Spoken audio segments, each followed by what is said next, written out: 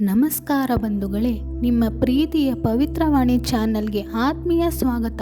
ಇಂದು July 15ರಿಂದ July 23ರವರೆಗೆ ವರ್ಷಕ್ಕೊಮ್ಮೆ ಬರುವ ಪವಿತ್ರ ಆಷಾಢ ವಾರಿಣಿ ನವರಾತ್ರಿ ಆರಂಭವಾಗಿದೆ. ನಮಗೆಲ್ಲ ನವರಾತ್ರಿ ಅಂದರೆ ದಸರಾ ಮಾತ್ರ ಗೊತ್ತು, ಆದರೆ ಶಾಸ್ತ್ರಗಳ ಪ್ರಕಾರ ವರ್ಷಕ್ಕೆ 4 ನವರಾತ್ರಿಗಳು ಬರುತ್ತವೆ.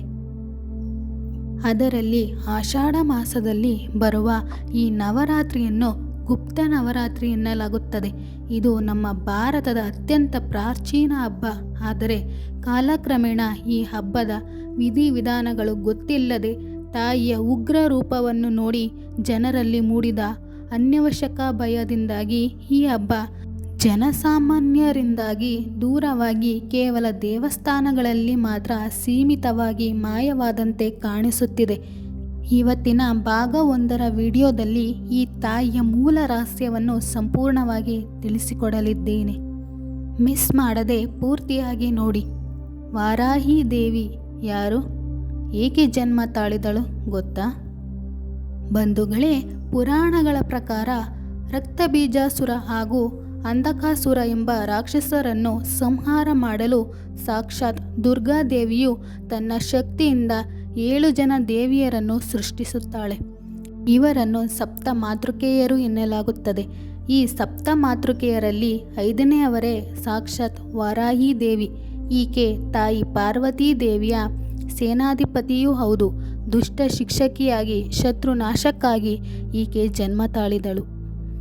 ಇವರ ಮೂಲ ಹೆಸರು ಮತ್ತು ವಾರಾಹ ಮುಖದ ರಹಸ್ಯ ತಿಳಿಯೋಣ. ಈಕೆಯ ಮೂಲ ಹೆಸರು ವಾರಾಹಿ ದೇವಿ. ತಾಯಿಯ ಮುಖ ವರಾಹ ಕಾಡು ಹಂದಿ ರೂಪದಲ್ಲಿದ್ದರೆ ಶರೀರವು ದಿವ್ಯ ನಾರಿಯ ರೂಪದಲ್ಲಿರುತ್ತದೆ. ಭಗವಾನ್ ವಿಷ್ಣುವು ಭೂಮಿಯನ್ನು ರಕ್ಷಿಸಲು ವರಾಹ ಅವತಾರ ತಾಳಿದಾಗ ಆತನ ಶಕ್ತಿಯಾಗಿ ಮೂಡಿಬಂದವಳೇ ಈ ವಾರಾಹಿ. ಭೂಮಿಯನ್ನು ಕತ್ತಲೆಯಿಂದ ಸಂಕಷ್ಟದಿಂದ ಮೇಲೆತ್ತಿದ ಶಕ್ತಿ ಈಕೆ. ಮುಖ ಉಗ್ರವಾಗಿದ್ದರೂ ತನ್ನ ಭಕ್ತರನ್ನು ಮಗುವಿನಂತೆ ಕಾಣುವ ಅಪಾರ ಕರುಣಾಮಯಿ ಈಕೆ ತಾಯಿ. ಬಂಧುಗಳೇ, ನಿಮ್ಮ ಮನಸ್ಸಿನಲ್ಲಿ ಒಂದು ಪ್ರಶ್ನೆ ಇರಬಹುದು. ಇದು ನಮ್ಮ ನಾಡಿನದೇ ಹಬ್ಬನಾ? ಹೌದು, ಇದು 100ಕ್ಕೆ 100ರಷ್ಟು ನಮ್ಮ ಹೆಮ್ಮೆಯ ಭಾರತದ, ಅದರಲ್ಲೂ ಮುಖ್ಯವಾಗಿ ನಮ್ಮ ದಕ್ಷಿಣ ಭಾರತದ ಹಾಗೂ ಕರ್ನಾಟಕದ ಅತ್ಯಂತ ಪ್ರಾಚೀನ ಹಬ್ಬ. ನಮ್ಮ ವಿಜಯನಗರ ಸಾಮ್ರಾಜ್ಯದ ಇತಿಹಾಸವನ್ನು ನೋಡಿದರೆ ಹಂಪಿಯ ಮಹಾನವಮಿ ದಿಬ್ಬದ ಬಳಿ ವಾರಾಹಿ ದೇವಿಯ ಆರಾಧನೆ ನಡೆಯುತ್ತಿತ್ತು ಎಂಬ ಉಲ್ಲೇಖಗಳು ನಮ್ಮ ಮೈಸೂರಿನಲ್ಲಿಯೂ ಇವೆ. ತಾಯಿ ಚಾಮುಂಡೇಶ್ವರಿಯ ಶಕ್ತಿ ಸ್ವರೂಪವಾಗಿ ವಾರಾಹಿ ದೇವಿಯನ್ನು ಅತ್ಯಂತ ಭಕ್ತಿಯಿಂದ ಪೂಜಿಸಲಾಗುತ್ತಿತ್ತು. ಆದರೆ ಈಗಿನ ಕಾಲದಲ್ಲಿ ಜನರು ಇದನ್ನು ಮಾಡುತ್ತಿದ್ದಾರಾ? ಇದಕ್ಕೆ ಉತ್ತರ, ಕೆಲವರು ಮಾಡುತ್ತಿದ್ದಾರೆ. ಇನ್ನು ಕೆಲವು ಕಡೆ ಇದು ಸಂಪೂರ್ಣವಾಗಿ ನಿಂತು ಹೋಗಿದೆ. ಹೌದು, ತಮಿಳುನಾಡಿನ ತಾಂಜಾವೂರು ಮತ್ತು ಕರ್ನಾಟಕದ ಕೆಲವು ಪ್ರಸಿದ್ಧ ದೇವಸ್ಥಾನಗಳಲ್ಲಿ ಇಂದಿಗೂ ಆಷಾಢ ನವರಾತ್ರಿಯನ್ನು ಅತ್ಯಂತ ಸಡಗರದಿಂದ ಆಚರಿಸಲಾಗುತ್ತದೆ. ಆದರೆ ಜನಸಾಮಾನ್ಯರ ಮನೆಗಳಲ್ಲಿ ಈ ಆಚರಣೆ ಈಗ ತುಂಬ ಕಡಿಮೆಯಾಗಿದೆ ಅಥವಾ ಮಾಯವಾಗಿದೆ ಎಂದೇ ಹೇಳಬಹುದು. ಯಾಕೆ ಜನರು ಈಗ ಇದನ್ನು ಮನೆಯಲ್ಲಿ ಮಾಡುತ್ತಿಲ್ಲ? ಅದಕ್ಕೆ ಮುಖ್ಯ ಕಾರಣ 2. ಮೊದಲನೆಯದು, ತಾಯಿಯ ಮುಖ ವರಾಹ ರೂಪದಲ್ಲಿರುವುದರಿಂದ ಇದು ಉಗ್ರ ದೇವತೆ ಎಂದುಕೊಂಡು ಜನರು ಅನಾವಶ್ಯಕವಾಗಿ ಹೆದರತೊಡಗಿದರು. 2ನೆಯದು, ಈ ಗುಪ್ತ ನವರಾತ್ರಿಯನ್ನು ಮನೆಯಲ್ಲಿ ಆಚರಿಸಲು ಬೇಕಾದ ಸರಿಯಾದ ಪೂಜಾ ವಿಧಿವಿಧಾನಗಳು ಮತ್ತು ಸರಳ ನಿಯಮಗಳು ಜನರಿಗೆ ತಿಳಿಯದೆ ಹೋದವು. ಭಯ ಮತ್ತು ಸರಿಯಾದ ಮಾಹಿತಿ ಇಲ್ಲದ ಕಾರಣ ಈ ಅದ್ಭುತ ಹಬ್ಬ ಕೇವಲ ದೇವಸ್ಥಾನಗಳಲ್ಲಿ ಮಾತ್ರ ಸೀಮಿತವಾಯಿತು.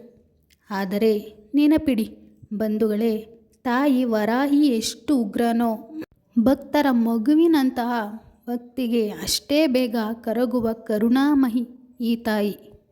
ವರಾಹಿ ತಾಯಿ ಮನೆ ದೇವರೋ ಇಷ್ಟ ದೇವರೋ ಯಾರಿಗೆಲ್ಲ ಫಲಕಾರಿ ಎಂದು ತಿಳಿಯೋಣ.